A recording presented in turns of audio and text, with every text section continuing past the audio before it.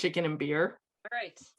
And Hi, welcome to Eternal Love of Drama. I'm Sharon, and this is a channel where two drama bingers share our strong and uninformed opinions about the drama that we watch.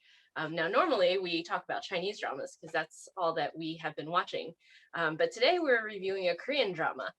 So if you think that we know very little about the Chinese drama industry, we know even less about the Korean drama industry.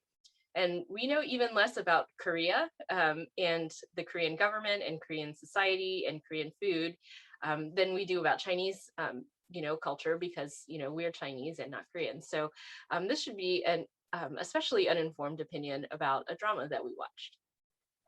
so what we're going to talk about today is Crash Landing on You, which is a 2019 drama about a South Korean heiress who, while paragliding in South Korea, gets swept up in a tornado, a surprise tornado, and crash lands in the North Korean part of the DMZ, where she meets Captain Ri of the Korean People's Army.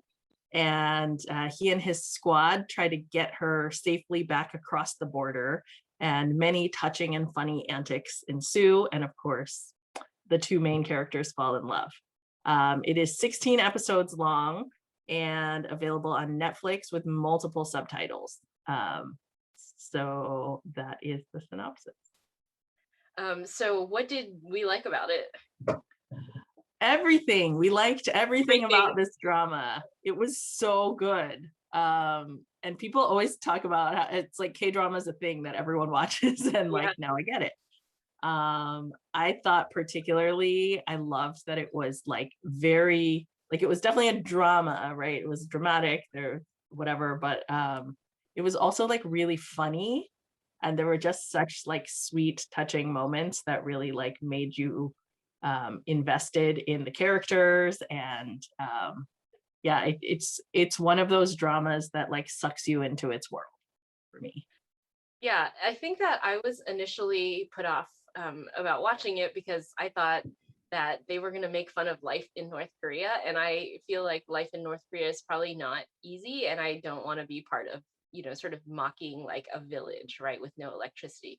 But I felt like the way that they described village life and they like really humanized it. Like there were schools and there were kids in school, and some kids did well and some kids did badly. And they played on a playground and they made kimchi by the sea. And there was just a very like active and vibrant village life that made it seem like, yes, even though things were really hard, and they don't have electricity all the time, they all sort of banded together to make do with their situation, and they were all sort of like team villager against like the world. And I really appreciated that view on like just life there. And I think that we read afterwards that they did actually have some North Korean refugees consult on the script and describe the nostalgia they felt about like creating this world. So I think like there was a little bit of like an authenticity to it, but it was very charming. Well, it was a very balanced portrayal, right? It wasn't just like the North Korean government is evil. Like there were like military people in it, and then there were like good ones and bad ones, right? And then there were like villagers in it, and there were nice ones and like not that nice ones, and it was just a really like balanced portrayal, instead of like picking a couple characters from a group and then villainizing them, right? So I thought that it was nice that they created that whole world there. And the supporting cast was like just like the cast of supporting characters was so like you really really rooted for a lot of them. They were so like sweet and funny, and they provided that like extra like texture of like more people that you cared about and wanted to root for. I loved the comrades. So his little squad, that Captain Ree's squad of three guys that follow him around. I guess they're under his command, so they have to follow him around. But they just were each really interesting and unique and so funny. and they all, I think, cared about each other and Captain Ree and Sari, and it just was, I thought, very funny and sweet. And I loved the women in the village and her sort of journey in her relationship with them. And they were all like very funny and warm and special in their own ways. And then there were like the complex, more complex characters as well. So I just think that it was such a lovely group of people. And you aren't, you know, we see a lot of dramas where it's sort of like just about the main characters and their romance or whatever it is that they're pursuing. And then the supporting characters are sort of an afterthought, but this was like such a wonderful like use of them, and you didn't want to like skip any of their scenes or anything. Yeah, and so I guess I'm going to skip ahead in our pre-planned outline and talk about one of my favorite scenes. And so, this was a little bit different because we had to like read the subtitles, and so I wasn't sure because rom-com is not usually my genre whether I would stick with this or not. But there's a scene in, I think it was like either the end of the second or the beginning of the third episode, where she's about to try to go home for the first time and she's saying goodbye, and she holds this awards ceremony to thank like a subset of the guys, and it's so funny the way that they respond to her, and like they're kind of humoring her because she's like a little different. She's like, they're both, they're all Korean, but South Korea and North Korea, definitely there are some cultural differences, and she behaves like differently, and they sort of are humoring her, but at the same time they are really appreciating her, and she is really appreciating them in her like bizarre, I believe my own hype kind of way. And so that was like one of my like top favorite scenes in the entire Yeah. drama. I have a couple favorite scenes. One like super early one is when he makes her noodles. Yes. I just love noodles, Noodles. and he makes them by hand, and it's amazing. But my other favorite scenes, this is like a bit of a spoiler, so if you haven't watched it yet, I'm going to be vague, but mild spoiler. Near the end, the scene that made me cry real hard was when the women get the gift that she sends them from South Korea. And it was such a touching tribute, and such an interesting, like, she had no way of knowing that they would ever get this gift that she sent them. And it was such a beautiful tribute to them and what they brought to her life. And that was like one of the most moving scenes for me. Is there anything that you didn't like about this drama? Okay, I think that we had previously discussed a few things, so I'll go a little out of order. So they're always eating fried chicken and beer and drinking beer, and I know this is a thing in South Korea because I asked my friend who lives in South Korea about this, and she sent me this article about how there are more chicken and beer places in Korea than like all of the McDonald's in the world or something, some ridiculous statistic like that. Because there's like apparently a chicken and beer like place in every corner, but in all of the scenes they're at barbecue olive chicken, and they're eating chicken and drinking beer, or they're in North Korea having fried chicken and drinking beer. And I'm like, and I love fried chicken, and every time I watch this drama I wanted to go order fried chicken, and I just feel like this is a way to get really fat because you're watching drama and you're eating all the food in it. This is a little bit why I can't watch Midnight Cafe or Midnight Diner, because this is why it's a good thing want that I'm a vegetarian, because I do watch drama late at night and I try not to Yeah. eat late at night. So Yes. yeah, I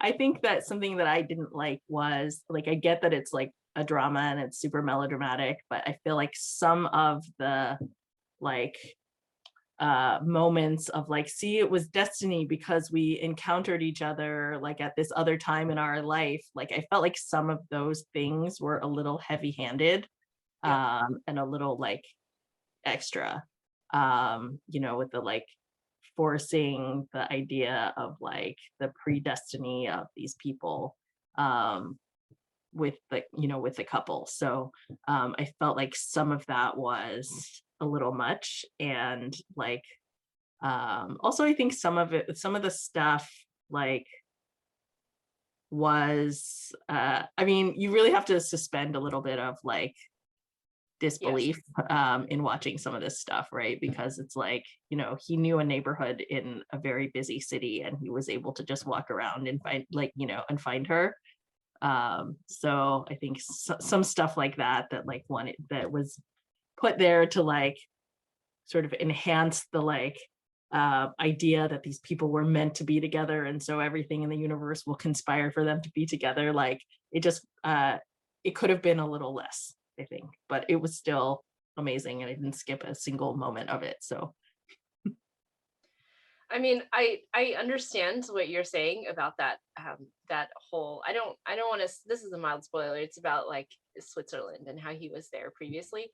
But what mhm. I thought was really interesting about their relationship was that it like I think that what they did a little bit was show how they were both like incomplete people that sort of needed a little bit of healing from their past. And like for him it was like the like reason he was in Switzerland in the first place, and the stuff that happened with his brother, and sort of not getting over that, but then coming around by the end of the drama to finding like sort of his like true like self, and then getting the support from his family to pursue what he wanted. And then Yeah, for her, feeling like her family had abandoned her, and then just feeling like the desperation in her life, but then at the end coming around to realizing that her family does support her, or some of them, right? Some subset of them do. yeah, And you know subset. yeah, subset, yes, and her life was worth living. So I thought that was like, it is a little heavy-handed and forced, but I like what they did with each of the two, like Sari and Captain Ree individually on that. Yeah, and there were some really fun callbacks, I think, where like they referred back to a thing that you didn't pay attention to early on, and then it was like way deeper. Yeah. And so I think there are some really beautiful moments there too. So yeah, I mean, it's really hard. I was just trying to come up with something I didn't like, even though there was nothing I didn't like about this. So, but there's something else that you didn't really care for. Oh yes. We're going to talk about the ending for a short minute here, and there's going to be some spoilers. So if you haven't seen this and I mean, I don't think it ruins it for you to know the ending, because obviously you'll have guessed it, but pause here. Okay. I found the ending to be like very confusing, because I don't know if I was supposed to cheer for them because it was a happy ending, because it seemed illogical. So the ending is that they apparently, for 2 weeks out of the year, spend their time together in Switzerland on a joint vacation, and they have a house together, and it's inferred that they're like together, and it's like for 2 weeks of the year, and then they go back to their normal lives. And it's with the reason that I find it to be slightly illogical and confusing is it apparently is a secret from all of their friends and family. Like her coworkers are like, is she dating again? Right.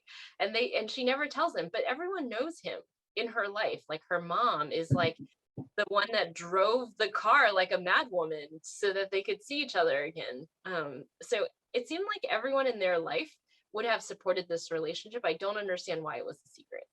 So that's like the first thing that I was like, I don't understand this. Obviously, it makes it like more adorable as a story. And if it was just a storytelling device, I'm like very disappointed in them. I think that they were trying to like, I agree that it is unsatisfying. Yeah. Like if you think about these two people as like these deeply in love individuals who are destined to be together, and the ending is that they get to spend 2 weeks out of 52 um, together, it is quite unsatisfying. Um, but I think that possibly they were in a way trying to be realistic about like what is possible because of like the political situation. I don't know. That's my guess as to why it ended that way. So Yeah. Okay. I mean, I understand that it's probably super complicated, and that if he defected, his like there would be some consequences to his family, I suppose. yeah. So end of So is spoiler section. is it a happy ending? I think we are meant to be happy at the end. Okay.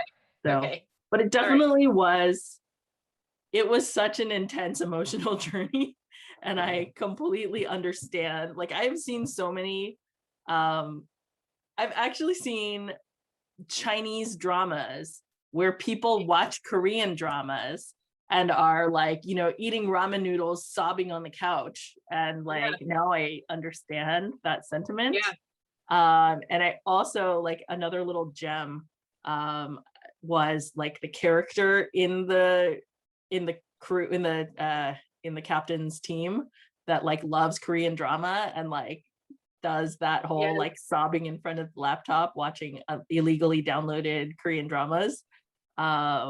And I think it's like an interesting like cultural callback to K-drama, which is lovely. And you also mentioned her relationship with her mom and the journey that was, which I think was also really nice. So, Yeah. um, so in Overall, I short, think we just loved it. we And you loved should it. watch it. I have already recommended it Yes, unsolicitedly to many people in my life. yes.